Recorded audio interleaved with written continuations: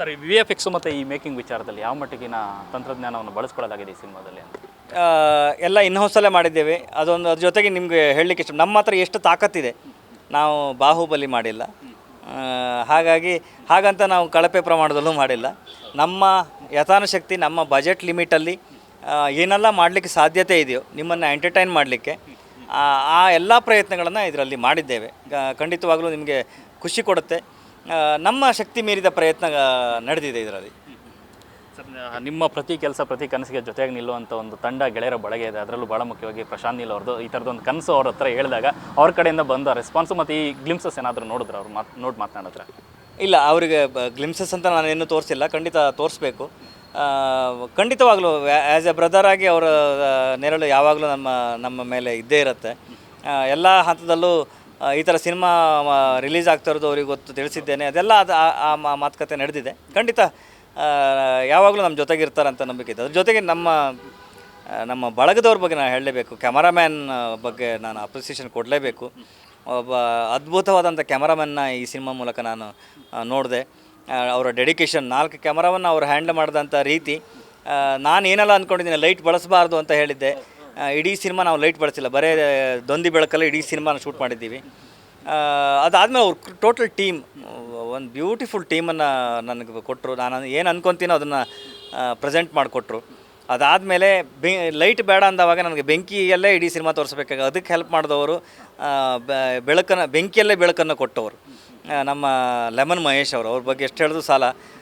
ಅಂದರೆ ಎಲ್ಲ ಸೆಟ್ಗಳಲ್ಲೂ ಬೆಂಕಿ ನಮಗೆ ಕ್ಯಾಮರಕ್ಕೆ ಎಷ್ಟು ಬೆಳಕು ಬೇಕು ಅಷ್ಟು ಬೆಳಕು ಬರೋ ತನಕನೂ ಆ ಫೈರ್ನ ವರ್ಕ್ ಮಾಡಬೇಕಾಗಿತ್ತು. ಅದಾದಮೇಲೆ ಗ್ಯಾಸ್ ಖಾಲಿ ಆಗೋದ್ರೊಳಗಡೆ ಅದನ್ನು ಫಿಲ್ ಮಾಡಿಕೊಂಡು ಮತ್ತೆ ಸೀನ್ ಕ್ಲೋಸ್ ಆಗಬಾರ್ದು, ಆ ಮಟ್ಟದ ತಯಾರಿಗಳನ್ನು ಮಾಡ್ಕೊಂಡಿದ್ದವರು. ಅದಾದಮೇಲೆ ಆರ್ಟ್ ಡೈರೆಕ್ಟ್ರು ಪ್ರಭು ಬಡಿಗೇರ್. ಅಂದರೆ ಪ್ರತಿಯೊಬ್ಬರು ಅವರವರ ಕ್ಷೇತ್ರದಲ್ಲಿ. ಆಮೇಲೆ ನಮ್ಮ ಎಂಟೈರ್ ಟೀಮ್, ನಮ್ಮ ಕಿನ್ನಾಳ್ ರಾಜು ಅವರಾಗಿರ್ಬೋದು, ನಮಗೆ ಅಸಿಸ್ಟೆಂಟ್ ಇದರಲ್ಲಿ ತುಂಬ ಜನ ನಮ್ಮ ಲೀಸ್ಟಲ್ಲಿದ್ದಾರೆ. ಕಾರ್ತಿಕ್ ಒಳಗೆರೆ, ವರದರಾಜ್ ಅವರು. ಅದ್ರ ಜೊತೆಗೆ ಮೇಯ್ನ್ ನನಗೆ ಅಸಿಸ್ಟೆಂಟಾಗಿ ಎಲ್ಲ ಕಡೆಗೂ ನನ್ನ ಎಲ್ಲ ದಿಕ್ಕಿನಲ್ಲೂ ಸಹಾಯ ಮಾಡ್ತಿದ್ದವರು ಶಿವಕುಮಾರ್ ಜಯರಾಮ್ ಆಗಿರ್ಬೋದು, ನಾಗಪ್ರಕಾಶ್ ಕೋಟ ಆಗಿರ್ಬೋದು, ಪ್ರಕಾಶ್ ಬೆಂಗಳೂರು ಆಗಿರ್ಬೋದು, DJ ರಂಜು ಆಗಿರ್ಬೋದು. ಆಮೇಲೆ ತುಂಬ ಜನ ಇದ್ದಾರೆ ಸರ್, ಲೀಸ್ಟ್ ಕೃಷ್ಣಮೂರ್ತಿ ಬಸ್ರೂರು. ಅದಾದಮೇಲೆ ನಿಖಿಲ್ ಬಸ್ರೂರು, ರಾಧಾಕೃಷ್ಣ ಬಸ್ರೂರು, ರಾಮಕೃಷ್ಣ ಬಸ್ರೂರು, ಪೂರ್ಣಾನಂದ. ಒಬ್ಬೊಬ್ಬರು ಹೆಸರು ಹೇಳ್ತಾ ಹೋದರೆ ವಿಜಯ್ ಬಸ್ರೂರು. ಎಲ್ಲರೂ ನಮ್ಮ ಊರಿಂದ ನನ್ನ ಎಲ್ಲ ಜರ್ನಿಯಲ್ಲೂ ನನ್ನ ಜೊತೆಗೆ ಬಂದಂಥ ನನ್ನ ಸಂಪೂರ್ಣ ತಂಡ.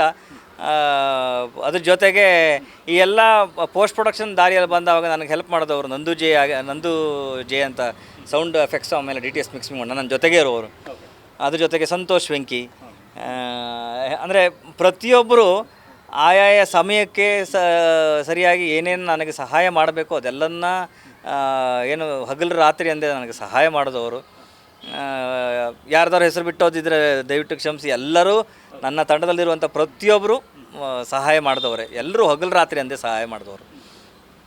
ಅದ್ರ ಜೊತೆಗೆ ಹಿಮ್ಮೇಳದವರು ತಂಡ, ಭಾಗವತರ ತಂಡ, ರಾಘವೇಂದ್ರಾಚಾರ್ಯ ಆಗಿರ್ಬೋದು, ಪಟ್ಲ ಸತೀಶ್ ಅವರಾಗಿರ್ಬೋದು, ಪ್ರಸಾದ್ ಮುಗಿಬಿಟ್ಟವರಾಗಿರ್ಬೋದು, ಗಣೇಶ್ ಬಿಲ್ಲಾಡಿ ಆಗಿರ್ಬೋದು, ಚಿನ್ಮಯ್ ಅವರಾಗಿರ್ಬೋದು.